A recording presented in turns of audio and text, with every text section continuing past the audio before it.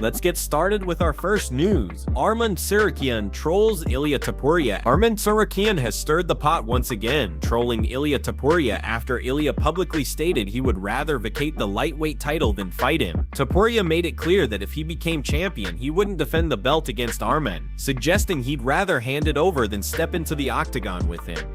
Ilia's reasoning sounded more personal than strategic. He said, "Listen, when you put so much effort into this game, and you have a guy in front of you who you're not even sure will show up, maybe he could pull out from the fight. That's not something good for us as fighters. It's not my responsibility, bro.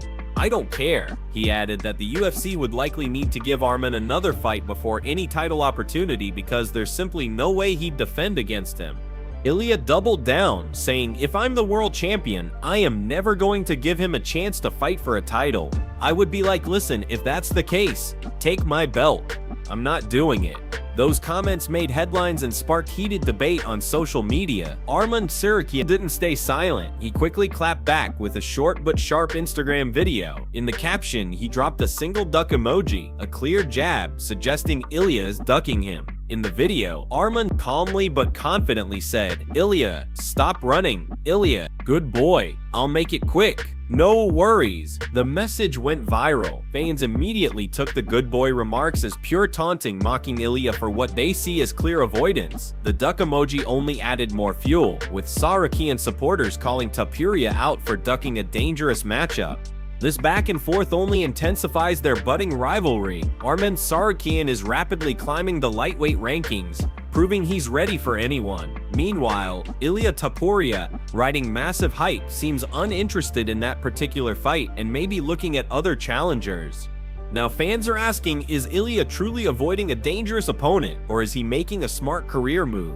And will Arman's trolling pressure him into finally accepting the challenge? One thing is certain, this rivalry just got a lot more interesting, and the MMA world is waiting to see what happens next. Before moving to the next news, we have one quick request for you. We're constantly working on improving our content to earn your love and support. We also uploaded a poll post on our channel asking you guys what we should improve next, and the results were clear. Most of you said that we need to work on improving our pronunciation. We truly value your feedback and we took it seriously. So in this video, we made an extra effort to deliver everything as clearly as possible, doing our best to make as few pronunciation mistakes as we can. And this is just the beginning. We're working behind the scenes to ensure that this issue will be completely fixed in just a few days, so you can enjoy even smoother, more professional content every single time you watch. And that's why we truly appreciate it if you could take just a moment to leave a like on this video, subscribe to the channel, and hit the bell icon so you never miss an update. Your support really helps us grow and bring you even better content every single time. And of course, don't forget to leave your opinion in the comments. Let us know what you think we should improve next. Your feedback means a lot to us, and we're always listening. Now let's move on to the second news. Khamzat breaks down Robert Whittaker versus Renier de Ridder. Robert Whittaker and Renier de Ridder are set to headline a major card in Abu Dhabi, a matchup that has MMA fans buzzing with excitement. The fight brings together two very different styles. Whittaker, the former UFC middleweight champion known for his striking movement and ability to adapt, and de Ridder, the one championship double champion famous for his relentless grappling and submission game. When asked how he thinks the fight will go, Chimaev shared his honest breakdown. He said, "It'll be a good fight, a tough fight. Both are good fighters." Khamzat went on to highlight their contrasting strengths, explaining, "I think the other guy, de Ridder, is more of a wrestler, a grappler. He's gonna try to take Whittaker down and submit him. That's what he's best at, controlling the fight on the ground and wearing his opponents out."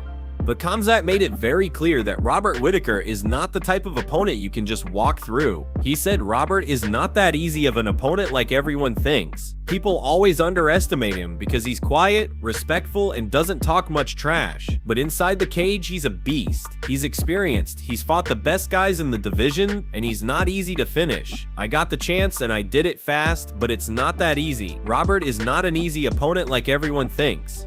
Chimaev's words carry weight, especially since he's one of the very few fighters who managed to handle Whittaker in dominant fashion. Still, even after his own quick win, Khamzat doesn't believe De Ridder will have the same kind of success. He emphasized that Whittaker has excellent takedown defense, solid grappling awareness, and the ability to get back to his feet, which makes him a nightmare for pure grapplers.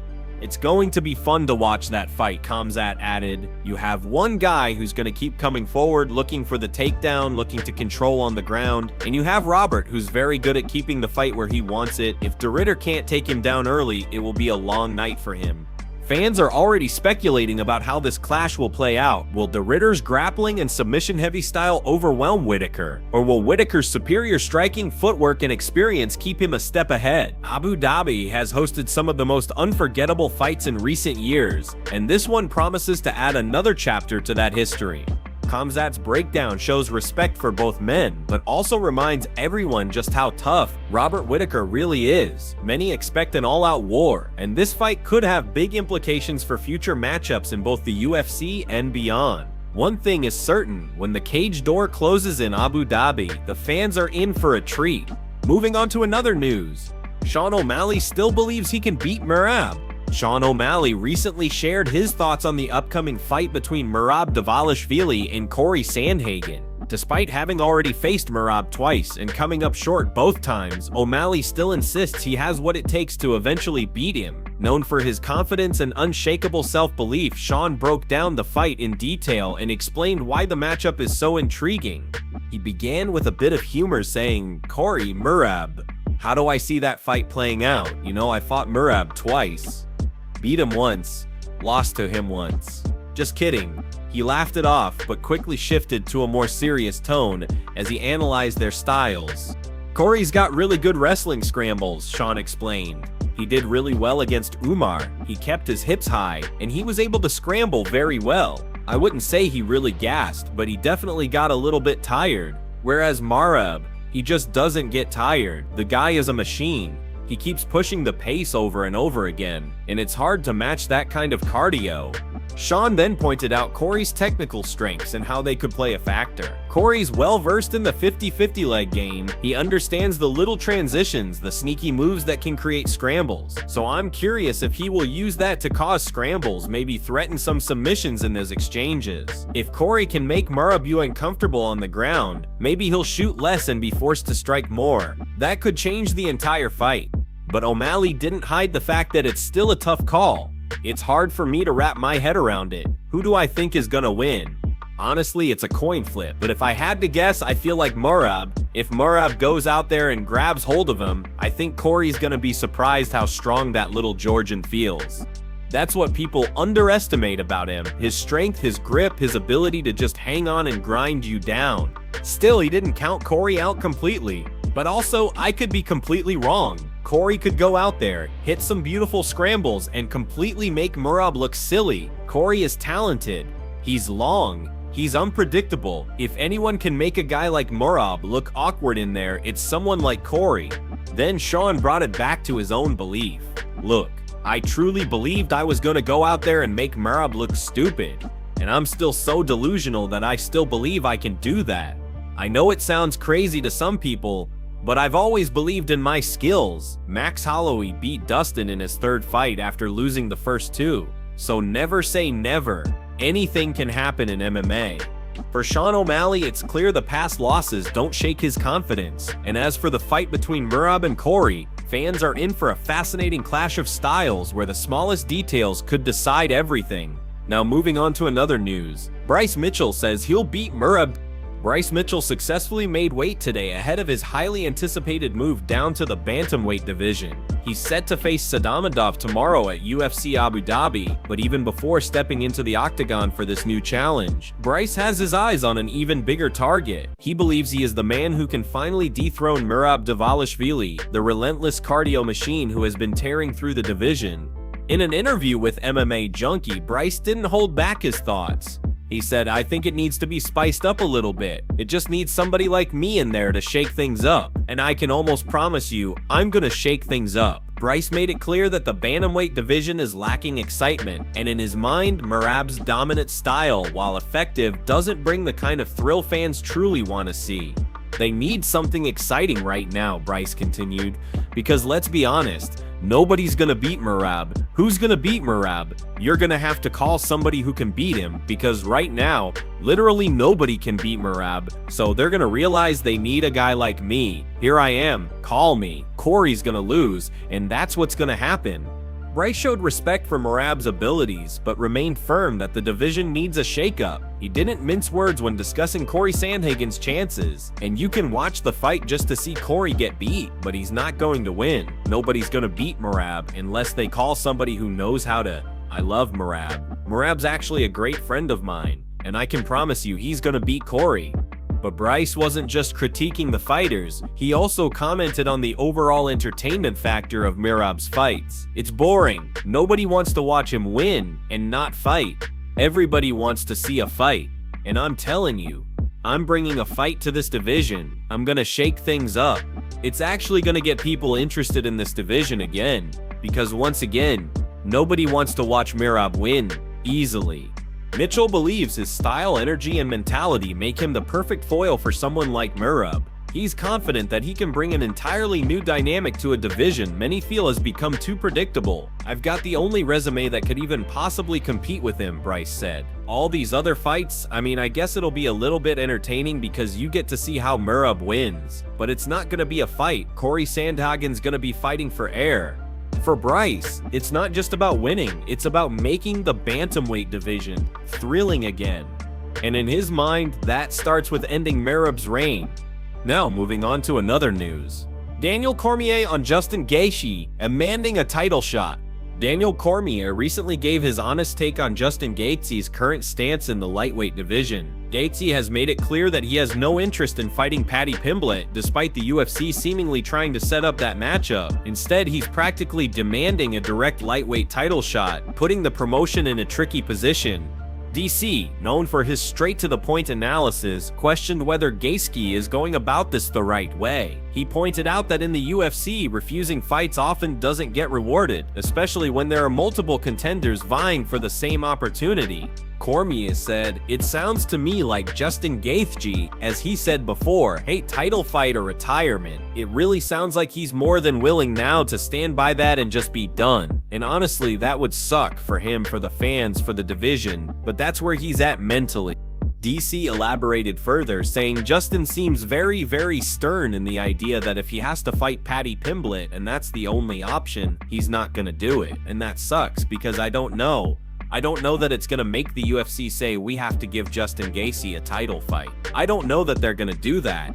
Cormier explained that the UFC looks at momentum, activity, and marketability when deciding title shots. By refusing a fight with a popular name like Paddy Pimblett, Gaethje might actually be hurting his own chances, especially when you go through all the things that I'm telling you right now. Arman Tsarukyan has a case, Paddy has a case, even Justin has a case. Then you have Ilia saying he's not fighting Arman. You've got Paddy who got to go into the octagon and stare off with the champion, which already builds hype. Then you have Justin saying I'm not fighting Paddy, when in reality, Paddy versus Justin Gaethje seems like the logical next step. DC made it clear that from a business standpoint, the UFC probably prefers fights that generate buzz, and Paddy Pimblett is a name that draws attention. A fight between Paddy and Justin would not only sell tickets, but also give Gaethje another win to strengthen his case for the belt. By turning it down, he risks being left out while other contenders stay active and relevant. Cormier's analysis highlights the balancing act fighters face, holding out for what they believe they deserve, versus staying active to keep their name in the conversation. Gaethje's title shot or retirement stance shows confidence but could backfire if the UFC decides to move on without him. For now, the lightweight picture remains complicated. Arman is pushing for his chance, Paddy is climbing in popularity, and Justin stands firm in his demand. Whether the UFC bends or forces him to reconsider remains to be seen. More news? Morab Dvalishvili almost beat up his coach. Morab Dvalishvili recently shared a hilarious but tense story from his early days training in the United States. When he first moved to America, the language barrier caused some misunderstandings, one of which almost ended with him beating up one of his very first American coaches. Morab explained that the misunderstanding started with a simple word that he didn't recognize as slang or a casual expression. "Oh man," Morab said, laughing at the memory, And then I go to this gym, the boxing gym. This Mike is a really crazy guy, man. You know, I've seen many people in my life, but this guy is the worst coach. I've known him a long time. Yes, worst guy. Morab recalled how the coach would hold the pads for him during boxing drills. One time he said, "Okay, I'm going to hold the pads for you." He told me 1, 2, so I punch 1, 2, and then suddenly he says, "Mother." Morab's reaction was immediate. I said, "You said mother, you know." For us, mother is a very serious thing. If you say something about someone's mother, it's an insult. It's personal. Because I didn't speak English well back then. I thought he was actually talking about my mother. So I go crazy like, "You crazy? Are you talking about my mom?" Morab laughed as he recalled how quickly his temper flared. He genuinely thought the coach was disrespecting his family. I was ready to fight him right there in the gym. I was like, "What did you just say?" Then someone stepped in to explain. Anyway, and he's giving you a compliment, one of the other people in the gym said. Morab still looked confused, so they clarified. "Yeah, I know. Another teammate said, trying to calm him down. Finally, his friend Georgie jumped in and explained the misunderstanding. Morab said, "Okay, I know now, but thank God my friend Georgie told me, no. He said, he's not talking about your mom, it's just a word, like an expression. It doesn't mean anything bad." What the coach actually meant was more like motherfuck in a joking, casual way, but Morab didn't understand that slang at the time. To him, it sounded like a direct insult toward his mother, which is one of the most offensive things you can say in his culture.